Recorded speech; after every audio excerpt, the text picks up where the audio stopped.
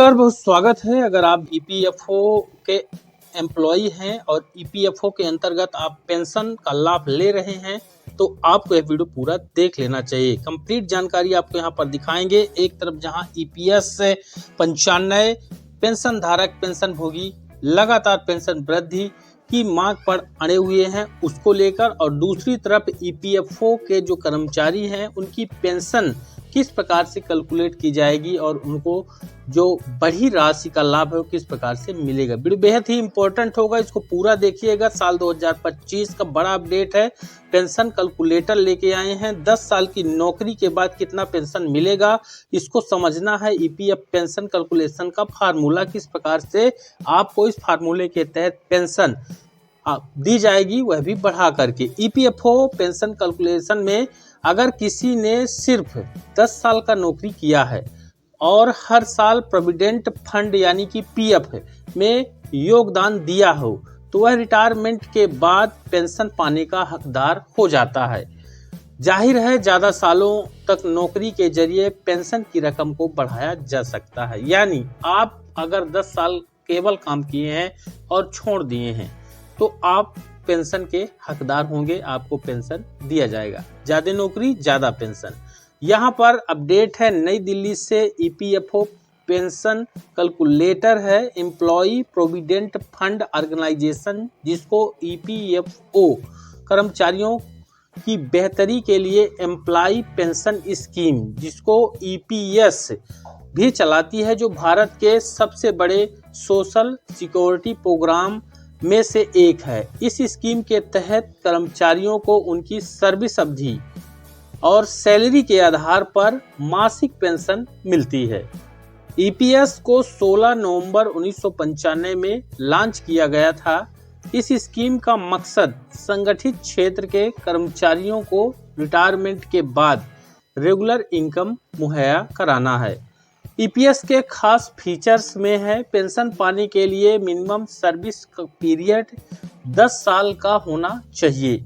यह जरूरी नहीं है कि आप एक ही कंपनी पर 10 साल काम किए हैं, आप अलग अलग कंपनियों में भी 10 साल सेवा अगर किए हैं तो आपको इस योजना का लाभ मिल जाएगा। हाँ, शर्त यह है कि आपका पीएफ का जो अकाउंट है वह एक होना चाहिए। यानी अगर आप ईपीएफ मेंबर हैं और अपने 10 साल का नौकरी किया है तो इस स्कीम के तहत पेंशन पाने के अधिकारी हैं।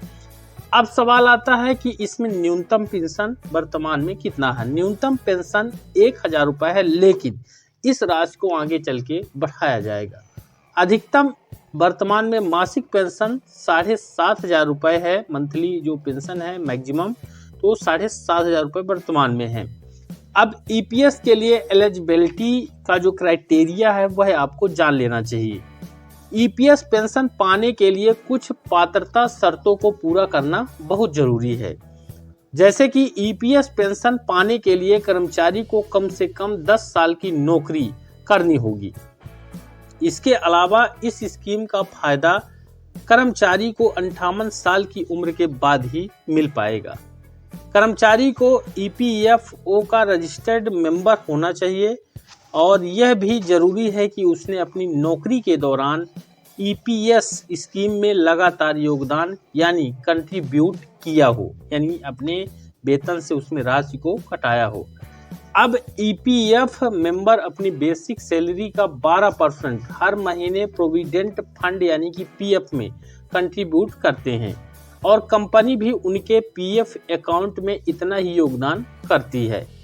कंपनी के योगदान यानी कंट्रीब्यूशन को 2 भागों में बांटा जाता है। ध्यान रखिएगा, कंपनी की तरफ से जो योगदान दिया जाता है उसको 2 भागों में बांटा जाता है, जिसमें से 8.33% एम्प्लॉय की पेंशन स्कीम में जाता है, यानी 12% टोटल और 8.33 जो है ये पेंशन स्कीम में जाता है। 3.67% एम्प्लॉय के प्रोविडेंट फंड में जाता है। तो ये चीज़ आपको समझ में आ गई होगी। अब आगे समझिएगा। यहाँ पर देखिए कि साल 2014 से केंद्र सरकार ने ईपीएस 1995 के तहत न्यूनतम पेंशन मिनिमम पेंशन को 1000 रुपये प्रति माह रखा हुआ है।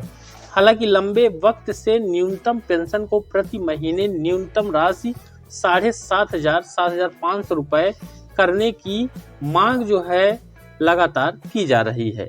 अगर कोई कर्मचारी 10 सालों तक काम करता है तो वह कितना पेंशन पाने की उम्मीद कर सकता है। चलिए इस वीडियो में आपको दिखाते हैं इसका basic formula. EPS pension calculation formula किस प्रकार से आप कैलकुलेट करेंगे। मंथली पेंशन को कैलकुलेट करने के लिए यह फार्मूला इस्तेमाल किया जाता है। इसको ध्यान से देखिएगा। इसमें देखिए मंथली पेंशन बराबर पेंशनेबल सैलरी गुणे पेंशनेबल सर्विस, जिसमें 70 का भाग आपको करना अनिवार्य है।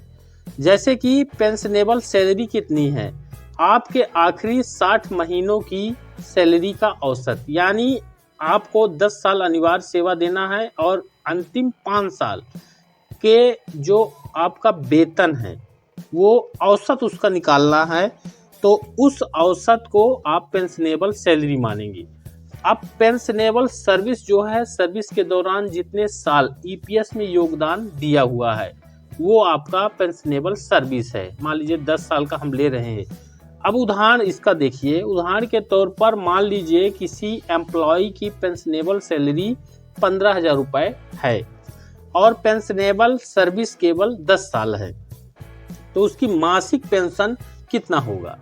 तो यहाँ पर आप देख पाएंगे कि पेंशनेबल मासिक पेंशन यानी निकालने के लिए 15,000 जो 5 महीनों का औसत वेतन है, यानी 5 साल का औसत वेतन है, 60 महीनों का औसत वेतन यहाँ पर लिया जाता है। मान लीजिए 15,000 रुपये पर मंथ के हिसाब से निकल आता है, जिसमें 10 साल की सेवा है गुणा होगा और 70 का भाग होगा। इनका निकल आया है 15,000 जो पाते हैं उनका 2143 रुपए यहाँ पर मंथली इनको पेंशन दिया जाएगा।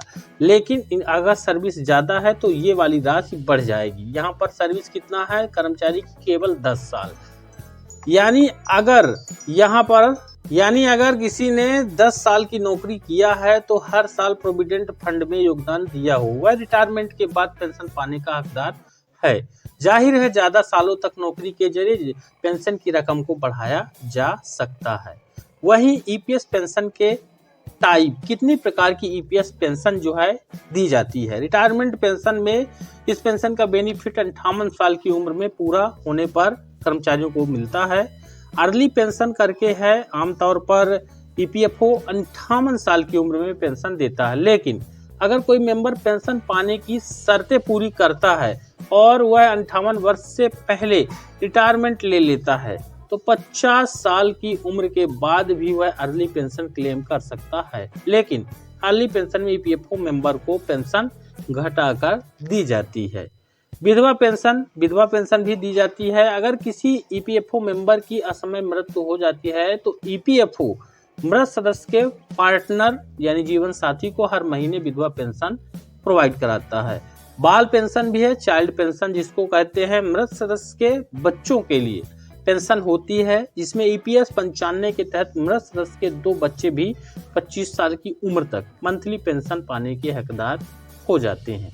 अनाथ पेंशन भी है। अगर किसी ईपीएफओ मेंबर और उसके जीवन साथी दोनों की मृत्यु हो जाती है तो ऐसे मामलों में उनके 25 साल से कम उम्र के 2 बच्चे अनाथ पेंशन के लिए हकदार हो जाएंगे। विकलांगता पेंशन भी है, डिजेबिलिटी पेंशन, जिसमें ईपीएस के नियमों के तहत विकलांग पेंशन उन सदस्यों को दी जाती है जो अपनी सर्विस के दौरान स्थायी तौर पर या फिर पूरी तरह से विकलांग हो जाते हैं। ऐसे मामलों में उम्र और 10 साल तक पेंशन फंड में कंट्रीब्यूशन की शर्त लागू नहीं होती है। यानी अगर आप कुछ साल भी काम किए हैं तो आपको इसका लाभ मिल जाएगा।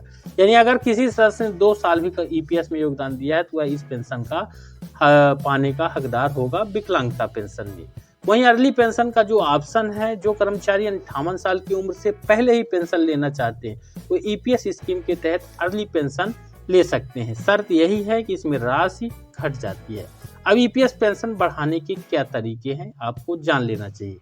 अपनी ईपीएस पेंशन को ज़्यादा करने के लिए आपको उन तरीकों पर फोकस करना होगा जिनकी मदद से ऐसा करना मुमकिन है। जैसे कि लंबी सर्विस करके आप अपनी पेंशन बढ़ा सकते हैं। जो जितने ज़्यादा साल तक आप काम करेंगे आपकी पेंशनेबल सर्विस और पेंशन का अमाउंट उतना ही ज़्यादा होता जाएगा।